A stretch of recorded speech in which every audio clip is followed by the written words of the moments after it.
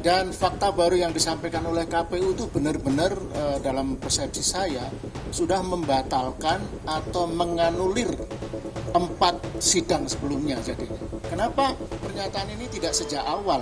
Itu ditayangkan di sistem informasi pencalonan ya. Itu bisa diakses oleh publik secara luas. Berarti nggak terbuka dong. Tapi Saya kira April April ya berarti ya. akan terungkap ini. Terungkap dalam arti begini ya, dari sidang-sidang fitnah dan sidang kami akhirnya tidak bisa dielakkan, harus terungkap. Isu keterbukaan informasi publik kembali menjadi sorotan setelah sidang sengketa informasi terkait ijazah Presiden ke-7 Republik Indonesia Joko Widodo bergulir di Komisi Informasi Pusat atau KIP.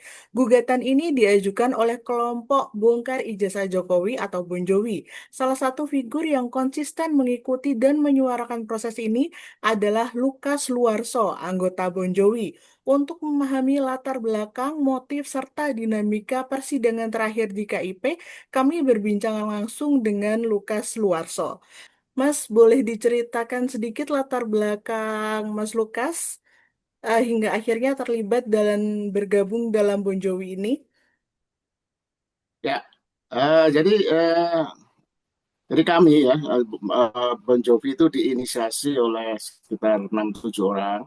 Jadi mulai April ya, ketika mulai ramai April tahun lalu, isu ini, isu kontroversi ijazah Jokowi ini kok semakin kontroversial, tidak tidak ada kejelasan setelah lebih dari 3 tahun ya, sejak tahun 2022 ya, khususnya setelah pengadilan atas 2 orang, Bambang Tri sama Gus Nur, yang divonis 2-3 tahun itu kan sempat turun tuh.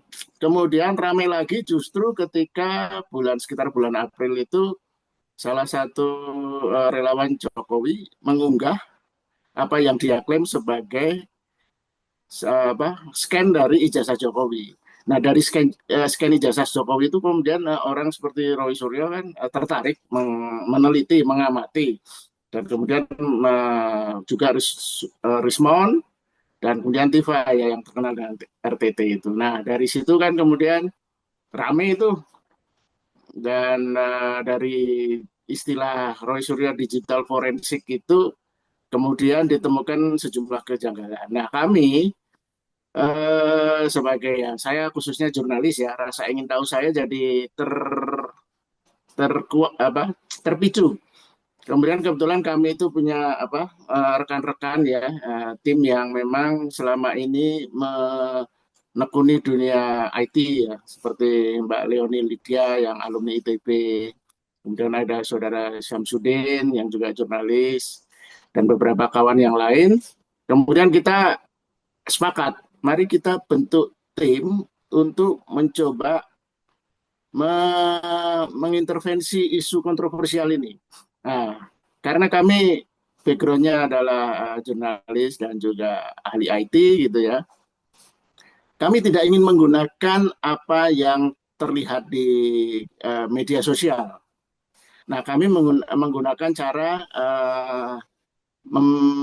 mempertanyakan melalui Komisi Informasi Publik, ya, keterbukaan informasi publik. Nah, karena itu menurut kami itu satu-satunya cara yang fair, yang valid untuk mengungkap sebenarnya apakah kontroversi ijazah ini gimana validitasnya, asli palsunya. Jadi kami tidak berkesimpulan dulu. Kami ingin membuka prosesnya. Karena melalui uji administrasi ini, kami yakin nantinya terlepas dari ijazahnya itu asli palsu atau prosesnya bagaimana. Karena kan ijazahnya kalau mau pingin simple asli palsu kan ya memang Jokowi harus sejak awal menunjukkan ke publik, kemudian publik dipersilakan untuk menguji melalui tim independen ya, tim forensik digital independen. Jadi bukan polisi, bahkan bukan UGM, karena khususnya UGM juga tidak terlalu menunjukkan sikap satu institusi intelektual gitu. Mereka hanya memberikan testimoni, kesaksian bahwa ya kami mengeluarkan jasa Jokowi, tapi kan tidak memberikan bukti-bukti yang otentik, bukti-bukti yang valid yang membuat masyarakat puas. Nah, dari situlah mari kita coba uji melalui Komisi Keterbukaan Informasi Publik. Yang kami lihat kan memang kepolisian juga sangat sangat apa ya, sangat kelihatan sekali juga bias gitu, berpihak gitu. Artinya ini kan kasus administrasi soal dokumen ijazah. Kok diperlakukan pertanyaan publik kan ini? Pertanyaan publik ya dijawab dengan ya, tunjukkan bukti, tapi jangan menjadi seolah-olah dikedepankan soal pencemaran nama baik, fitnah, dan sebagainya. Nah ini menurut kami negara tidak menghandle menangani isu ini dengan benar, tidak demokratis, tidak terbuka, tidak menunjukkan lembaga yang memfasilitasi untuk menjawab rasa keingintahuan publik. Jadi itu. Jadi kami baru berdiri katakanlah begitu sejak April itulah, April tahun lalu, dan kita memang tidak terlalu menggunakan kampanye-kampanye yang sifatnya untuk menyerang dan sebagainya, tapi ya kami secara tekun meneliti, kemudian ya mengikuti proses sidang-sidang di Komisi Informasi Pusat yang sudah berjalan sejak bulan Oktober. Ya. Oh gitu. Terus kenapa sih Mas jalur sengketa informasi publik di KIP yang dipilih bukan jalur hukum lain sejak awalnya gitu? Ya, karena ini kan dokumen Mm-mm. informasi, maka forum yang tepat adalah forum di Komisi Informasi. Memang ada forum lain misalnya PT UN, tapi PT UN itu setahu saya ada jangka waktunya ya, atau Perdata. Kan dua-duanya juga sudah ada yang mengupayakan itu. Setahu saya yang di Perdata itu yang sekarang juga masih berjalan, gugatan Perdata itu di Solo ya, yang dilakukan oleh kelompok yang menamakan diri Forum Alumni UGM Hmm. yang sekarang sedang berjalan, dan proses pengadilannya masih berlangsung. Jokowi menolak eksepsinya, menolak sidang itu, tapi hakimnya menolak eksepsi Jokowi dan masih berlangsung, dan ini jadi apa ya, semacam sinkron gitu loh. Ada yang Perdata, kami di Komisi Informasi. Nah, yang PT UN itu mungkin sudah nggak tahu ada luar sah, mungkin lebih lebih ribet lah. Kalau PT UN bayangan saya Hmm. mestinya karena itu lembaga negara juga, mungkin ya tidak tidak banyak bisa diharapkan gitu. Oh, gitu. Terus gimana proses awal permintaan informasi ke UGM, KPU, dan institusi lain yang sebelum akhirnya berujung ke sidang KIP ini?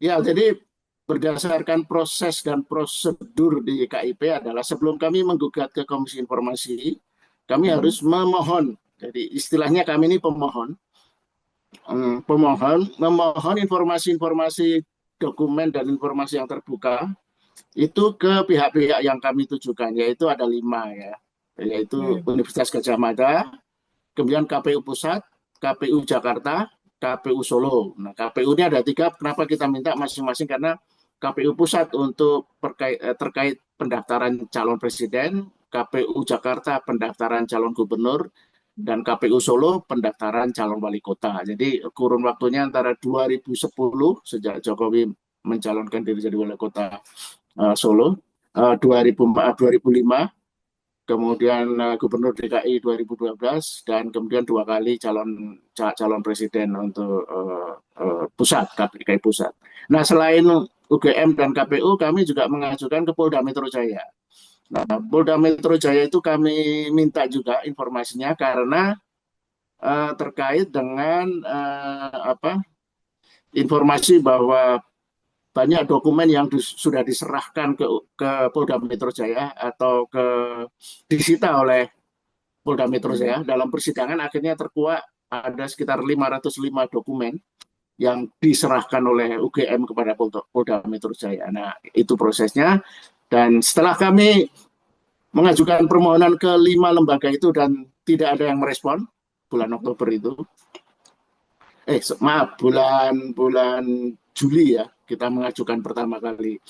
Bulan Juli tidak ada yang merespon satupun. Nah, sesuai prosedur kita mengajukan lagi keberatan. Kok permintaan kami tidak direspon? Sebulan kemudian itu, bulan Juli, Agustus kan. Nah, setelah keberatan juga tidak direspon, akhirnya kami mengajukan gugatan ke Komisi Informasi. Jadi kami menggugat karena 5 lembaga yang kami mohon untuk menyediakan informasi publik itu ternyata mengabaikan permohonan kami. Nah, makanya akhirnya gugatan itu mulai disidangkan oleh Komisi Informasi pada bulan Oktober mulainya. Jadi prosesnya agak panjang, jadi April itu kita melakukan riset, pendataan, menyusun pertanyaan, menyusun bukti-bukti dan sebagainya. Kepada UGM kami ajukan 20 jenis dokumen, kepada KPU kami ajukan 8 jenis dokumen, kepada Polda Metro Jaya kami hanya mengajukan 7 dokumen, permintaan 7 dokumen. Nah, kira-kira gitu prosesnya. Oh gitu. Terus apa dasar hukum konkret yang membuat Mas Lukas meyakini hal ijazah pejabat publik adalah dokumen yang seharusnya terbuka, Mas? Ya, karena ini menyangkut pejabat publik, jabatan publik, tentu publik, masyarakat atau rakyat harus tahu ini orang yang sedang mencalonkan diri untuk jabatan publik ini bagaimana rekam jejaknya, pendidikannya, dan lain-lainnya, track record perilakunya dan sebagainya dan sebagainya. Nah, yang paling mudah dilacak pertama kan itu pendidikannya itu. Nah, dalam hal pendidikannya ini kenapa upaya ini kita lakukan kan karena itu tadi kembali ke kontroversi itu. Mungkin kalau kontroversi itu selesai ketika pengadilan awal tahun 2022, Jokowi bersedia menunjukkan ijazahnya dan ijazah itu kemudian diuji, diteliti oleh tim independen dan ternyata terbukti asli, mungkin kasusnya sudah selesai sejak tahun 2022. Jadi orang-orang yang dianggap memfitnah, ya kemudian jadi layak kalau memang ijazah itu asli. Tapi kan yang aneh, yang menurut saya tidak adil adalah ijazahnya belum tahu asli tidaknya, tapi sudah ada korban masyarakat yang punya rasa ingin tahu sudah dihukum minimal dua orang itu ya, Gus Nur sama Bambang Tri. Dan kasusnya terus berlanjut sampai sekarang. Nah, walaupun misalnya dalam gelar perkara kemarin ijazah sudah ditunjukkan dan ternyata ijazah yang sama yang di scanning, yang diposting di media sosial, tapi kan tetap tidak bisa diuji itu. Masyarakat hanya boleh ngintip, tapi tidak boleh menguji jadi keasliannya. Artinya ada beberapa isu yang tetap tidak terjawab. Isu mengenai kenapa foto kelihatannya berbeda antara profil Jokowi dengan foto yang di ijazah, kemudian ada hal-hal teknis di kertas ijazah lah, menyangkut apa emboss, kemudian apa itu hologram dan sebagainya juga ada stempel. Nah, kasus ini satu-satunya cara untuk menyelesaikan kasus ini yaitu dengan menguji autentifikasi jasnya oleh tim independen. Jadi tidak bisa lah pengadilan pidana ini, fitnah ini akan menyelesaikan kasus ini. Kalaupun nanti pengadilan fitnah itu endingnya semoga tidak, tapi Roy Suryo, Rismon dan Tifa, kemudian yang lain juga ada 6 orang kan, di tersangka ini kemudian di penjara. Tentu akan muncul lagi pertanyaan semakin keras, semakin kuat rasa ingin tahu masyarakat. Karena kalau rasa ingin tahu dipersekusi, ditindas, dihukum, itu akan memancing rasa tahu ini yang lebih besar. Ada apa ini? Nah, semoga dengan proses KIP ini bisa lebih jelas. Jadi asumsi kami begini, kalaupun ijazah itu tidak asli ya. Kalaupun kan kemungkinan bisa jadi ijazah hilang. Kita kan, saya juga kalau ditanya ijazah saya harus nyari dulu bongkar dokumen. Kalaupun ijazah hilang karena kebanjiran, kebakaran ataupun dan waktu itu nggak sempat meminta ijazah yang di keterangan kepada UGM misalnya. Itu kan bisa dilacak dari proses perkuliahan Jokowi kan. Iya. Makanya yang kami minta itu selain salinan ijazah, yang lebih penting adalah ada KRS, KHS, laporan KKN, laporan akhir skripsi dan sebagainya. Kemudian SOP, standar operasional prosedur dalam apakah betul KPU pernah mengajukan legalisasi. Nah, kalau sudah dilegasi itu legalisasi, betul nggak UGM melakukan legalisasi itu. Jadi detail-detail banget hal-hal yang kita pertanyakan untuk memastikan kalau prosesnya ternyata benar dan ada indikasi bukti-bukti itu kuat, ya dengan apa? Gampang kami akan menyatakan, oh Jokowi memang betul sekolah kuliah di UGM, lulus dan punya ijazah. Terlepas dari ijazah yang sekarang itu ijazah benar atau ijazah balap. Jadi proses bagi kami itu lebih penting ketimbang bukti yang samar gitu ya. Kalau dalam dunia ilmiah itu bukan hanya rumusan temuannya yang penting, tapi proses bagaimana mendapatkan temuan itu yang lebih penting. Dan itu semuanya harus terbuka, transparan, dan bisa diuji, bisa direplikasi, siapapun yang meragukan nanti boleh mengajukan lagi. Jadi kenapa UGM ini memegang kartu paling penting ya, karena UGM ini kan, makanya kami meminta 20 jenis dokumen, karena memang kuncinya ada di UGM. Jika UGM bisa dengan apa ya, dengan secara ilmiah menunjukkan bukti-bukti itu, terlepas dari tidak semua bukti ada, mungkin akan lebih baik ya. Tetapi dalam persidangan, proses persidangan yang sudah memasuki sidang kelima ini, indikasinya memang UGM agak kurang apa ya, kurang kooperatif gitu, tidak menunjukkan sikap ingin terbuka dan bahkan cenderung suka berdalih gitu, menutup-nutupi. Kesan kami seperti itu. Oh, apa temuan paling penting atau mengejutkan yang Mas Lukas peroleh sepanjang proses sidang ini, baik dari keterangan saksi maupun sikap termohon ini, Mas? Ya, temuan paling fenomenal mengagetkan adalah sidang minggu lalu, Selasa lalu. Jadi itu sidang kelima ya. Sidang kelima itu akhirnya KPU pusat dalam Hmm. sidang itu sidang sebenarnya sidang kesaksian ya, karena eh, yang disidang adalah UGM, tapi kemudian ada permintaan keterangan untuk kepolisian dan KPU. Nah, dalam sidang kelima kemarin itu di luar dugaan, kami kan di luar dugaan KPU mengakui bahwa dokumen-dokumen itu pernah diupload di Hmm. website KPU ya. Prosedur apalah namanya, ada epsilon dan sebagainya, teknis lah itu. Intinya perdebatan kami dengan 5 lembaga itu yang oh ini dikecualikan dokumen karena menyangkut rahasia pribadi, kemudian harus diuji konsekuensi kalaupun dianggap ada pengecualian gitu, kayak apakah ijazah itu memang secara umum kan rahasia pribadi ya. Itu kita sebagai warga negara berhak untuk tidak menunjukkan, kecuali eh, kita yang secara apa sukarela mau menunjukkan. Nah, kemudian ada diktum klausul dikecualikan. Nah, untuk kepentingan publik, karena ijazah untuk pencalonan jabatan publik, maka itu dikecualikan. Hal yang pribadi menyangkut ijazah itu, kemudian untuk pejabat publik jadi bukan lagi rahasia pribadi. Kan karena sebagai calon jabatan publik perlu diuji. Kan ijazahnya juga disebar kemana-mana kan. Ada tim suksesnya yang kemudian uh, levelnya mengurus prosesnya, itu harus menyerahkan itu ke proses administrasi dan sebagainya. Artinya gugur. Salinan ijazah itu adalah sesuatu yang terbuka, publik berhak tahu. Gitu. Artinya publik yang ingin tahu ya.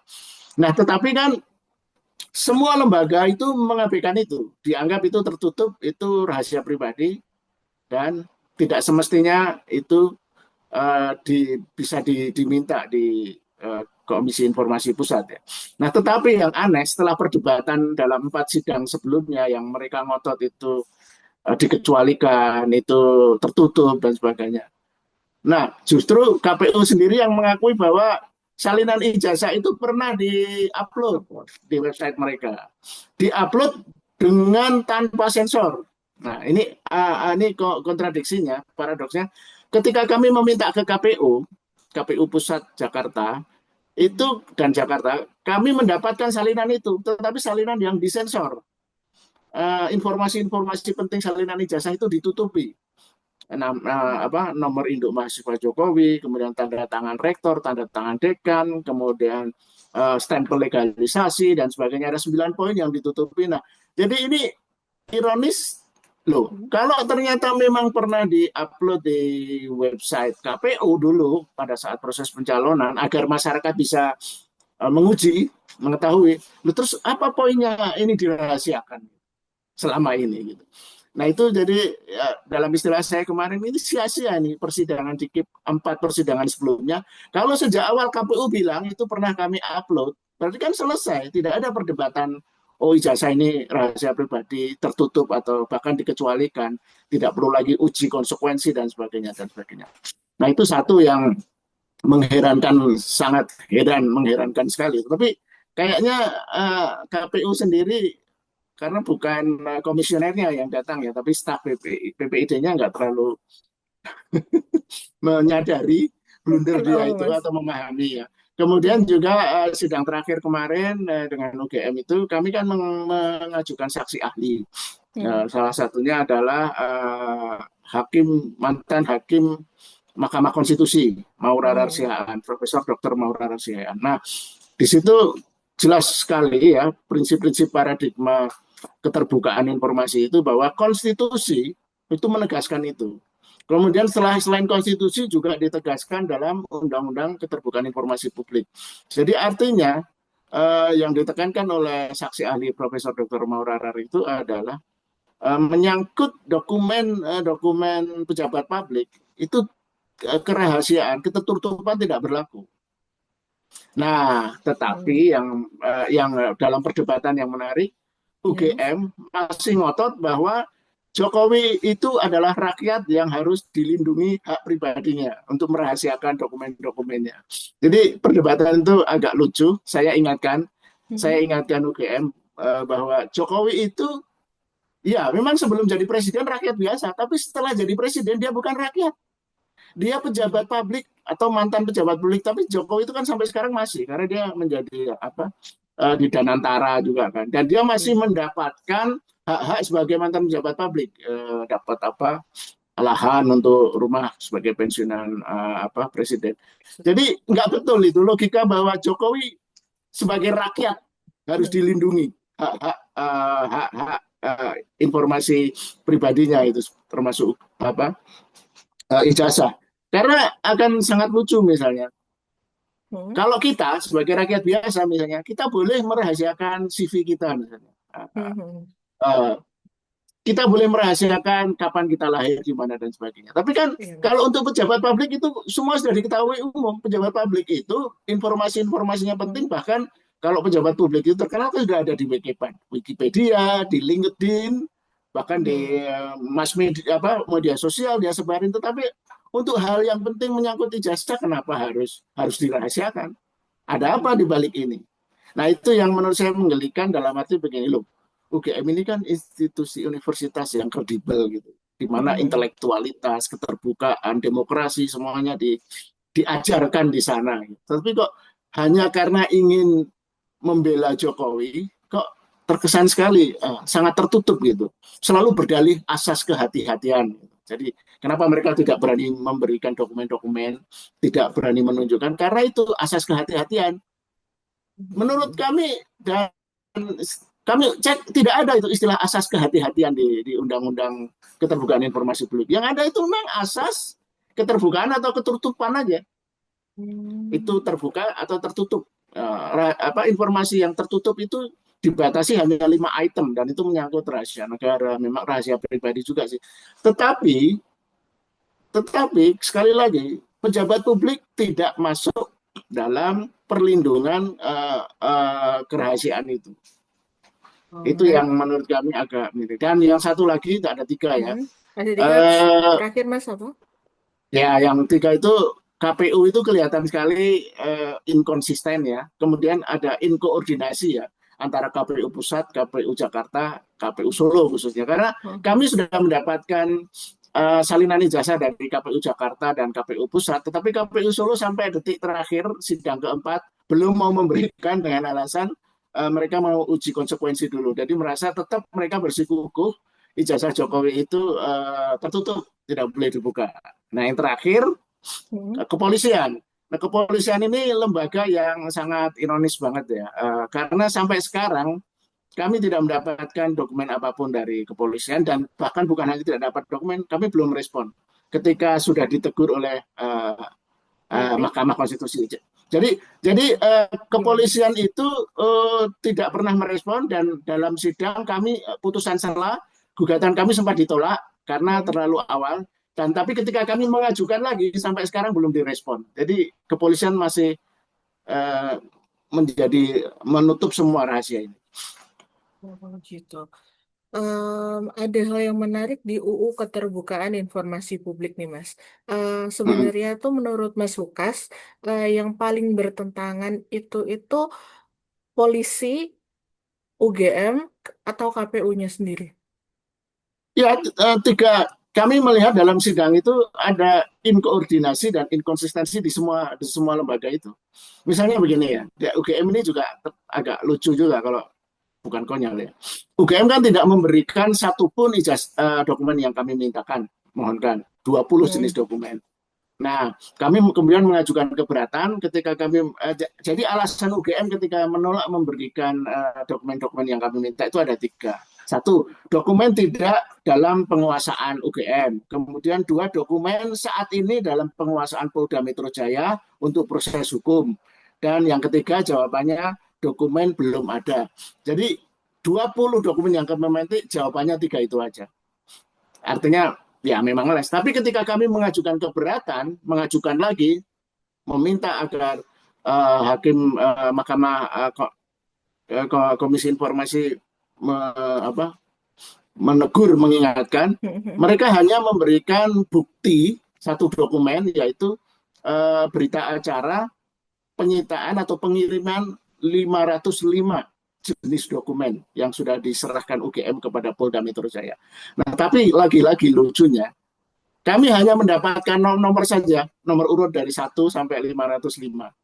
Jadi apa itu file dokumen apa saja, itu di blackout, dihitami. Jadi ada 505 dokumen yang ditutup. Ya dari 505 itu ada 4 yang dibuka lah. Judul dokumennya. Jadi itu sempat ditegur oleh Komisi Informasi. Loh, karena kita minta 20 kok malah dokumen malah dikasih info bahwa yang sudah diserahkan UGM ke Polda Metro Jaya itu ada 505 dokumen. Pertanyaan logis bagi kami, loh, 505 dokumen itu apa sih kaitannya dan kenapa itu jadikan barang bukti? Nah, kalau jadi barang bukti berarti itu barang bukti pemalsuan dong, bukan barang bukti fitnah. Kalau barang bukti fitnah itu biasanya yang disita adalah barang-barang yang dipunyai para pemfitnahnya. Mestinya 8 orang yang dulu dilaporkan yang memfitnah ya, Roy Suryo, Rusmana. Misalnya media sosialnya, HP-nya atau dokumen-dokumen dari mereka gitu. Tapi yang disita kan dokumen-dokumen Jokowi. Jadi ini kontradiksinya adalah loh, bukti kejahatan Jokowi dong. Itu yang beberapa hal yang kemudian terkesan kontradiktif dan kalau tidak bisa dibilang lucu ya. Berarti Mas Lukas melihat adanya perbedaan perlakuan terhadap kasus ijazah Jokowi ini dibanding sengketa informasi publik yang sedang Mas Lukas jalani persidangan ya?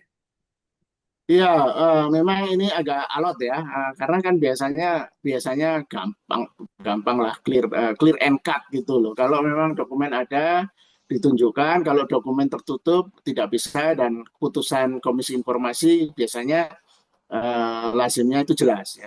Dan sebenarnya kan untuk kasus ini ijazah itu salinan ijazah itu sudah diputuskan oleh Komisi Informasi sidang keempat lalu ya yang mengajukan Bonatua itu terbuka. Jadi sebenarnya salinan ijazah Jokowi itu boleh diakses publik dan itu tidak boleh disensor. Karena yang sudah disebar oleh KPU kan yang disensor. Jadi sebenarnya ini sudah 70% udah clear lah, 80% ijazah Jokowi itu terbuka dan publik boleh mengakses, boleh. Artinya tinggal satu jalan aja untuk memastikan yang 30% ini, yaitu diuji forensik. Yang diuji bukan salinan digitalnya ya, yang diuji harus ijazah aslinya.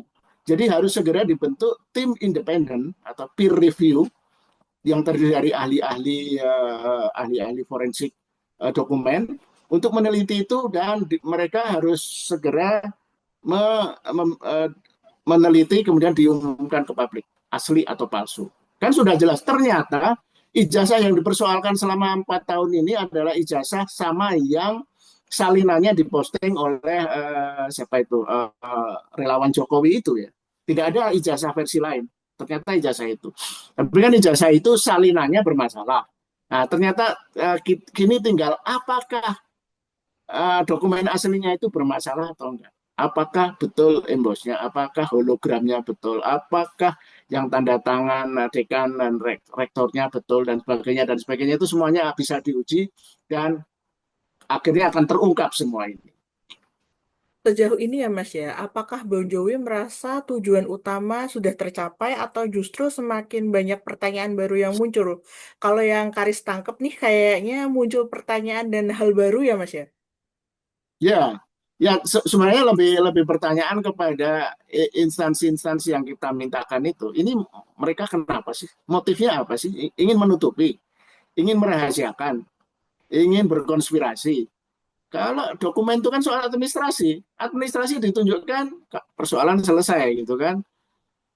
Akhirnya muncul kesan seperti itu memang ya. Kalau kepolisian kita tahu lah ya, kan sekarang dikenal sebagai parcok ya. 10 tahun di era Jokowi ini kepolisian ya sebenarnya memang dipakai lah oleh Jokowi. Jadi ya testimoninya tidak kredibel. Nah, yang agak paling mengherankan menurut saya UGM ya. UGM itu sebagai institusi pendidikan, universitas yang kredibel, mestinya mereka harus mati-matian ya, bukan hanya pasif atau berdalih atau hanya memberi testimoni, tapi mereka menunjukkan kalau buktinya kuat. Sudah sejak awal saya sarankan, sejak polemik sejak bulan April lah saya nulis artikel. UGM itu harus mendedikasikan 1, 2 sampai 10 halaman di websitenya. Kalau perlu malah pasang majalah dinding di kampusnya untuk menunjukkan kopian dokumen-dokumen yang mendukung bahwa ijazah Jokowi itu asli, yang bisa diakses. Saya kasih contoh itu loh, ijazah Wakil Presiden Muhammad Hatta, kan salinannya juga dipamerkan di universitas di Rotterdam kalau nggak salah, di Belanda. Nah artinya kalau kita asli, saya juga kalau diminta dengan senang hati akan memamerkan ijazah saya. Saya kebetulan Undip ya, tidak sehebat UGM. Nah, kenapa UGM terkesan pas bandrol gitu loh, hanya memberi kesaksian tapi tidak secara tulus, tidak secara antusias ingin membuktikan bahwa salah satu alumninya itu menjadi presiden. Itu kan satu-satunya loh alumni UGM yang menjadi. Tapi terkesan ingin menutupi dan membiarkan ini menjadi isu kontroversi dan bahkan konspirasi yang liar gitu. Ya, konspirasi liarnya begini ya, efek fallout-nya ini. Jadi, kenapa rektor sekarang bersikap seperti itu? Rektor ini kan ditunjuk atau didukung oleh Pratikno. Pratikno waktu itu Menteri Sekretaris Negara yang itu semuanya jadi kayak skenario yang rapi untuk menutupi ini. Nah, tentu saya tidak masuk ke wilayah konspirasi itu karena konspirasi tidak bisa diuji di Komisi Informasi kan. Tetapi intinya dari persidangan yang kemudian diliput media itu banyak kontroversi, kontradiksi, akhirnya menimbulkan memvalidasi teori-teori konspirasi yang agak menghebohkan itu. Jadi intinya ya juga yang terakhir KPU. KPU itu kesan saya beginilah. Mereka hanya ingin berdalih agar mereka tidak dituduh gitu aja. Jadi mereka memberikan satu-satunya lembaga yang kami mohon yang kooperatif itu sebenarnya cuma KPU. Karena hanya KPU yang memberikan dokumen-dokumen yang kami minta. Salinan ijazah, SOP, jadi kecuali KPU Solo ya. KPU Pusat dan KPU Jakarta itu kooperatif. Mereka dengan suka hati memberikan salinan itu misalnya. Yang akhirnya ramai di publik itu. Cuma sayangnya salinan yang disensor. Jadi ya itu tadi tidak sepenuh hati. Tapi intinya KPU ingin kalau bisa lepas dari problem ini. Kami sudah memberikan, ya itu yang kami punya. Nah, tapi yang paling lucu sidang terakhir itu, kami pernah mengupload ijazah Jokowi itu dan dokumen-dokumen lain. Yang berarti sebenarnya itu sudah menjadi apa ya menjadi bukti seluruh dokumen dan ijazah termasuk ijazah Jokowi itu dokumen terbuka. Mhm. Nah, Mas, selama menjalani sidang ini ya, KIP itu sikapnya gimana, Mas? Menurut penilaian Mas Lukas terhadap Ya, sikap, terus di- konsistensi, independensi majelis ya, komisioner, gitu-gitu, Mas? ya. Ya, saya harus mengapresiasi ya. Itu bahkan di luar ekspektasi kami ya. Kami pikir kami sempat menduga wah KPI paling juga apa istilahnya melempem juga ya seperti institusi-institusi lain ya yang bagian dari institusi negara yang ingin kasus ini tidak ingin terus kasus ijazah ini tidak jadi kontroversi yang berkepanjangan. Menurut saya harus apresiasi majelis KPI memimpin sidang dengan fair, dengan baik. Bahkan banyak pertanyaan-pertanyaan tajam itu dari Majelis komisioner-komisioner. KIP-nya. Ya, misalnya ada istilah-istilah yang saya masih ingat itu, istilah yang unik ya, istilah yang label-label yang menunjukkan kegeraman juga majelis komisioner ini, yaitu menunjukkan ketika uji konsekuensi UGM yang diperintahkan oleh majelis, tapi UGM uji konsekuensinya tidak melibatkan pihak-pihak independen. Jadi uji konsekuensi itu harus melibatkan orang di luar UGM. Tapi pada uji konsekuensi pertama untuk memutuskan apakah ijazah itu terbuka atau tertutup, itu UGM hanya diskusi di kalangan internal mereka sendiri. Jadi uji konsekuensinya itu ditolak oleh majelis komisioner dan bahkan kemudian ada julukan UGM kenapa kau finish ini? Terlalu berlebihan merasa diri paling benar membanggakan sehingga tidak mau mengundang pihak luar. Akhirnya uji konsekuensi pertama ditolak dan Hmm. diperintahkan untuk melakukan uji konsekuensi kedua. Nah, uji konsekuensi kedua memang betul UGM patuh yaitu mengajak pihak independen tetapi ya putusannya agak lucu. Mungkin lobby-lobby UGM kali. Jadi putusannya UGM hanya kalaupun dianggap terbuka, UGM hanya memberikan ke badan publik, bukan Mhm. memberikan ke publik. Jadi orang seperti kita, media, saya, Bojovi tidak bisa meminta pada UGM, tapi pada meminta badan publik misalnya, ya meminta ke KPU dalam konteks ini. Gitu. Atau nanti kalau ada kasus-kasus lain gitu, Mhm. tidak UGM yang terkait dengan UGM hanya memberikannya ke badan publik. Jadi kelucuan yang absurd ya. Namanya juga keterbukaan informasi publik, bukan keterbukaan informasi badan publik. Nah, tafsir-tafsir pemahaman seperti inilah yang sangat menggelikan, yang lagi-lagi membuat kami berkesimpulan ini UGM sedang membawa modus ini, misi ini. Kita nggak bisa membuktikan, tapi laga ininya ya ingin berdalih, ingin apa tidak sepenuhnya mau terbuka itu yang memang kemudian membuat kami heran.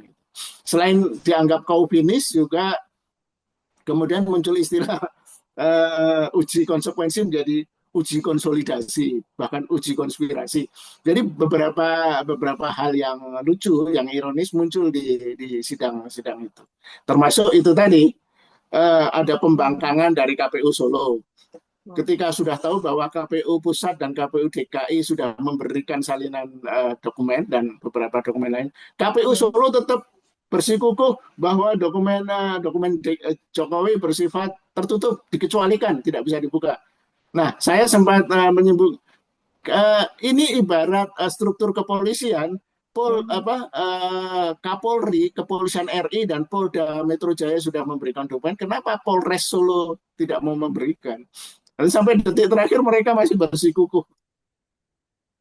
Apalagi kemudian setelah Mhm. terakhir itu Mhm. KPU pusat menegaskan bahwa dokumen itu pernah diupload. Jadi itu sudah menjadi palu godam bagi KPU Solo yang membangkang itu bahwa mereka itu em, pembangkang dan murni tidak memahami Undang-undang. prinsip-prinsip keterbukaan informasi publik. Nah, yang kesimpulan kami kemudian yang sudah saya sampaikan juga di persidangan itu adalah kami heran nih. Jadi ada tiga kan tujuan kami mengajukan gugatan ke Komisi Informasi ada tiga. Satu ingin mengetahui soal proses administrasi dokumen-dokumen yang terkait dengan ijazah Jokowi itu yang Mhm. utama. Yang kedua kami ingin mengetahui kinerja-kinerja PPID pejabat pengelola dokumen dan informasi di 5 institusi itu tadi. Yang ketiga, kami ingin memastikan ini menjadi pembelajaran di masa depan, di pemilu ke depan, tidak ada lagi kasus ini bisa terjadi. Orang mempertanyakan keaslian ijazah calon pejabat publik, yang mestinya itu menjadi tugas KPU untuk memverifikasi. Nah, salah satu yang tekanan yang kuat juga adalah ternyata KPU tidak pernah melakukan verifikasi aktual. Jadi mereka kerjanya betul-betul kayak birokrat pas bandrol gitu. Oh, sudah dokumen-dokumen sudah sesuai syarat administratif, centang. Tapi untuk dokumen yang sepenting ijazah itu tidak pernah diverifikasi ke UGM dan sebagainya dan sebagainya. Apakah betul UGM yang mensampel melegalisasi ini? Ini kami buktikan ketika kami pertanyakan soal itu. Mereka berdalih kami hanya melakukan verifikasi faktual jika terjadi anomali.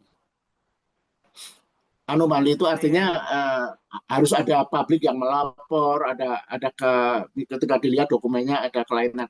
Lah gimana salinan dokumen bisa ketahui ada anomali kalau benar-benar tidak misalnya publik mempersoalkan, adalah publik tidak punya akses untuk mempersoalkan. Nah, kelucuan-kelucuan ini agak memprihatinkan sebenarnya. Memprihatinkan dalam arti begini, kita sudah mengadopsi rezim keterbukaan informasi kan sejak tahun 2008 ya, sejak Undang-Undang Keterbukaan Informasi Publik itu disahkan dan sudah mulai efektif tahun 2010. Nah, mestinya misalnya sampai sekarang kan kita nggak tahu itu. Salinan ijazah yang dipakai Jokowi untuk mendaftar ke KPU Solo itu apa? Belum ketahuan. Apakah yang insinyur atau kan ada rumor. Nah, ini rumor. Jangan-jangan yang dokteran, dan sekarang kan di beberapa dokumen pendaftaran ulang kan Jokowi mencentangnya kan program pendidikannya bukan S1 tetapi D3. Nah, itu semua juga belum terungkap semuanya. Dalihnya memang awalnya D3 tapi kemudian pada tahun keempat diubah menjadi S1. Oke, nggak apa-apa itu sebagai testimoni atau kesaksian, tapi buktinya apa? Ada nggak form itu pendaftaran ulang di tahun keempat atau ketiga yang menunjukkan Jokowi pernah daftar ulang dari program D3 ke program S1. Kemudian yang terakhir juga kita ungkap adalah yang lucu-lucu itu. Kalau Jokowi itu bisa selesai kuliahnya 5 tahun, berarti kan jenius. Tahun itu ya, tahun 80-an ya. Rata-rata, tanyain deh, orang-orang yang kuliah tahun 80-an itu paling cepat, rata-rata 6 tahun, paling cepat yang jenius itu. 7 tahun, saya 7 tahun. Nah, Jokowi bisa 5 tahun, berarti jenius dong. Tetapi IP-nya ternyata pengakuan Jokowi tadinya bilang, IP saya cuma 2. Tapi kemudian direvisi oleh Rektor UGM, IP Jokowi 2,5. Nah, IP 2,5 itu nggak mungkin orang bisa selesai 5 tahun. Berarti memang ada banyak mata kuliah yang gagal, sehingga dia harus ngulang-ngulang, jadi nggak mungkin 5 tahun. Jadi keanehan-keanehan faktual itu yang membuat kontroversinya semakin mengherankan. Jadi itu ada inkonsistensi, inkoordinasi dan inkompetensi dari PPID ini, dari pelajaran lesson learned dari sidang selama 3 bulan terakhir ini yang diajukan oleh Bon Jovi ini. Oke, kan sidang sudah bergulir, ini yang kelima. Publik juga ingin tahu nih Mas, kapan sidang selanjutnya yang KIP jadwalkan, terus agenda apa yang akan fokus utama di sidang berikutnya? Ya, minggu depan sidang putusan majelis untuk KPU tentang gugatan kami, yang tentu kami pasti menang. Karena apa? Kan sudah ada presidennya, sudah ada jurisprudensi. Gugatan serupa yang diajukan oleh Saudara Bonatua itu kan sudah dimenangkan oleh tim majelis komisioner yang berbeda. Jadi Bonatua itu juga mengajukan gugatan. Waktu itu gugatannya ke KPU juga dan mempersoalkan salinan ijazah yang disensor. Nah, putusan Majelis Komisi Informasi Pusat menegaskan dokumen ini harus dibuka. Jadi tidak sensor-sensor harus dihapus. Jadi nanti Ya, putusan itu mestinya sama dong dengan yang kami, karena kan kasusnya sama persis, ijazah yang sama dan lembaga yang sama. Jadi pasti menang gitu. Kalau tidak menang nanti berarti komisi informasinya diapain tuh melempem. Karena kan memang sidang kami jauh lebih apa ya, lebih ramai di media ya. Mm-mm. Dan yang kedua adalah itu minggu depan. Kemudian putusan untuk Bon Jovi versus UGM akan disampaikan masih 2 minggu ke depan. Dan tadi Hmm. kalau KPU pasti kami menang. Nah, UGM kita nggak tahu. Mungkin sebagian menang kita, mungkin sebagian nggak. Karena dari 20 dokumen mungkin akan ditegaskan 19 terbuka, satu tidak terbuka. Nah, putus Terus habis gitu, yang dipersiapkan oleh Bon Jovi sendiri menjelang sidang lanjutan itu apa, Mas? itu kan ramai di media. Gugatan Bon Jovi ditolak. Dipikir kami kalah. Enggak. Itu kami memang secara administratif terlalu terlalu terburu-buru. Mm-mm. Jadi kami mengajukan gugatan ke KPI 2 hari terlalu awal. Seharusnya 30 hari setelah kami mengajukan keberatan. Nah, gugatan kami ditolak. Yang kami lakukan adalah kami mengajukan gugatan baru ke Polda Metro Jaya, kepolisian. Nah, gugatan baru kami masih tidak dijawab. Mm-mm. Keberatan kami masih tidak dijawab. Nah, kami sedang memproses gugatan baru ke kepolisian dan rencananya mungkin baru akan disidangkan sekitar bulan akhir Februari atau Maret. Jadi rangkaiannya begini ya. Jadi akhir Januari ini putusan KPU, 3 Mm-mm. KPU. Kemudian Februari, minggu pertama Februari, putusan UGM. Mm-mm. Dan akhir Februari, Maret, puncaknya sidang Bon Jovi terkait gugatan ijazah ini baru nanti di kepolisian. Dan mungkin prosesnya antara Maret sampai April ya. Mm-mm. Jadi ya semuanya akan terungkap paling lambat April dan Mm. paling seru nanti kepolisian. Kenapa? Kenapa tuh, Mas? Karena itu tadi pertanyaan kami soal 505 dokumen yang diserahkan UGM itu nanti akan terkuak satu persatu. Dan mungkin ya, ini akan paralel dengan sidang fitnah. Kalau jadi di sidang ya kan sudah digelar setelah gelar perkara kan kasusnya sudah dilimpahkan ke kejaksaan minggu lalu. Nah, kita tidak tahu kalau kejaksaan merasa kasusnya valid, mereka akan langsung memproses. Pengadilan fitnah digelar. Nah, pengadilan fitnah RRT ini, Roy, Risman, dan Tifa ini akan paralel dengan sidang kami dengan kepolisian. Nah, itu nanti akan bisa menjadi apa ya, kalau dalam dunia jurnalis itu verifikasi ini. Benar nggak nih sidang fitnah ini adil nggak sih dengan Mm. sidang KPI ini akan menjadi verifikatornya. Menarik, Pak. Menarik banget sih, Mas. Terus sebenarnya ya, Mas ya, udah ada komunikasi atau koordinasi terakhir antara Mas Lukas atau teman-teman Bon Jovi lain yang juga vokal, teman-teman Bon Jovi sama yang Roy RRT. Suryo, iya benar, Roy Suryo, terus Bapak Rismon dan Dokter Tifa. Koordinasi substantif tidak pernah ada ya. Jadi karena memang kami beda kan. Mm-mm. Kami Bon Jovi itu tidak mengakui sidang fitnah itu. Urusan ijazah itu urusan ilmiah, Mm-mm. urusan administrasi. Mm-mm. Jadi urusan sidang fitnah itu betul-betul cara-cara negara-negara otoriter. Jadi ketika publik ingin tahu, bertanya, langsung diancam dengan fitnah. Nah, pasal-pasal fitnah itu kan benar-benar pasal-pasal otoriter yang mestinya sudah dihapus ya. Bahkan pencemaran nama baik itu kan sudah sempat dicabut oleh Mahkamah Konstitusi ya. Mm-mm. Kalaupun enggak, minimal itu kasus perdata lah biasanya pencemaran nama baik itu kalau di negara-negara demokrasi. Nah, jadi kami tidak ada. Memang beberapa kali Roy sama Risman datang, ya tapi ya sebagai pengunjung saja. Tidak sedikit pun ada koordinasi atau yang sifatnya substansi. Tapi kan kita berteman dengan mereka. Oh, gitu. Terus Mas merespon tudingan bahwa Bon Jovi itu memiliki agenda politik atau ingin mendelegitimasi institusi tertentu. Itu menurut Mas Lukas gimana tuh? Ya itu tafsir termul, tafsir termulnya nggak apa-apa. Artinya siapapun boleh menafsirkan apa yang kami lakukan.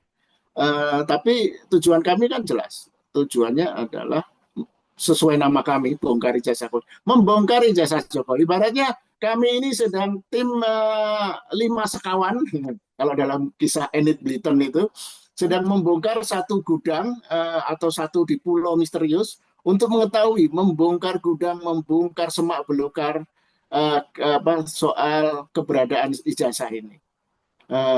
Nanti temuannya menunggu, apakah temuannya asli atau palsu itu kita lihat saja. Kita nggak menilai sejak sekarang ya. Kita hanya mengindikasikan. Nah, kita lihat saja. Ini kalau ibarat cerita kan urusan ijazah, urusan administrasi kan di era Jokowi ini menjadi urusan kayak kisah misteri itu, kisah teka-teki kayak yang agak menyedihkan gitu ya. Kalau di negara-negara yang maju, kasus-kasus serupa itu selesai dengan betul-betul murni administrasi saja. Di Amerika ada Obama versus Donald Trump gitu kan. Obama menunjukkan ijazah, case close. Di Jerman juga ada mantan Menteri Pertahanannya juga dipersoalkan ijazahnya dan kemudian ternyata terbukti dia diberhentikan. Kemudian di Polandia juga gitu, Perdana Menterinya atau kabinetnya juga begitu. Mengindikasikan waktu itu semacam tesisnya plagiat. Dan silakan diuji semua ya kan, ketahuan gitu loh. Dokumen itu kan sesuatu yang fisik, sesuatu yang bisa dilihat. Tapi di era kasus ijazah Jokowi itu kan kayak sesuatu yang bersifat spiritual gitu, metafisik. Jadi kita harus menduga-duga, berspekulasi dan sebagainya. Dulu awal-awal saya sebelum terjun bersama-sama membentuk Bon Jovi itu saya pernah nulis, mari kita gunakan pendekatan filsafat Immanuel Kant. Tulisan saya itu setengah bergurau sebenarnya, dalam arti gini, karena Jokowi ogah menunjukkan ijazahnya, ogah diteliti ijazahnya, maka ijazah Jokowi itu menjadi sesuatu yang metafisik, noumena, bukan fenomena yang tidak bisa dilihat, tapi hanya noumena yang hanya bisa kita rasionalisasikan. Nah, artinya kalau kita melakukan rasionalisasi, dugaan-dugaan, spekulasi, ya artinya kan kita hanya bisa melihat perilaku. Nah, kesimpulan saya, kenapa saya tertarik membentuk Bon Jovi ini, perilaku Jokowi ini, perilaku orang yang menyembunyikan sesuatu. Jadi secara psikologis itu behaviorism gitu ya. Perilaku orang yang tidak jujur, perilaku orang yang membohongi. Itu.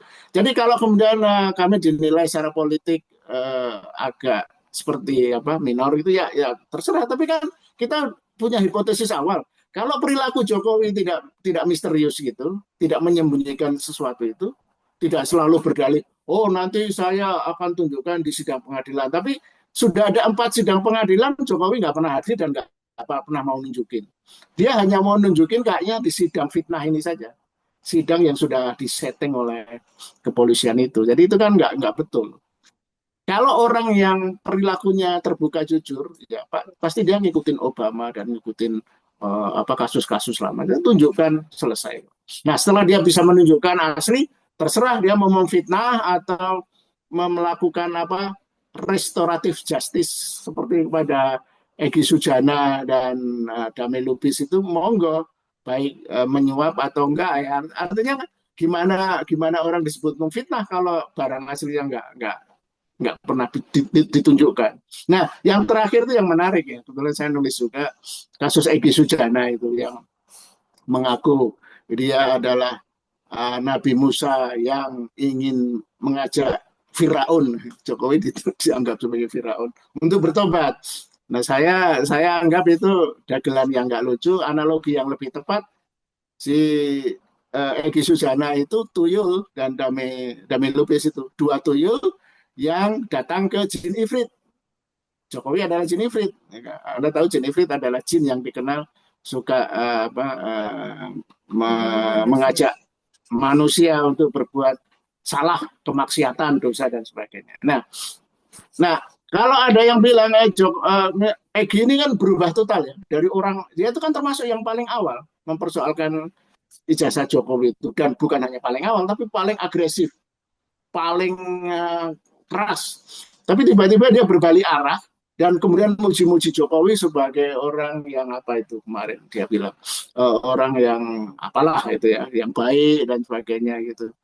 Eh, tapi apa mungkin orang bisa berubah seketika begitu menjelang menjelang akhir proses kasus kalau tidak transaksional? Kan sudah menjadi rahasia umum. Jokowi melakukan banyak hal secara transaksional dengan membayar orang gitu. Dan walaupun tidak bisa dibuktikan, tapi dugaan kuat ya Egi dan Rame itu yang memang dapat cuan. Nah, dengan perilaku-perilaku seperti itu, tidak ada dugaan lain.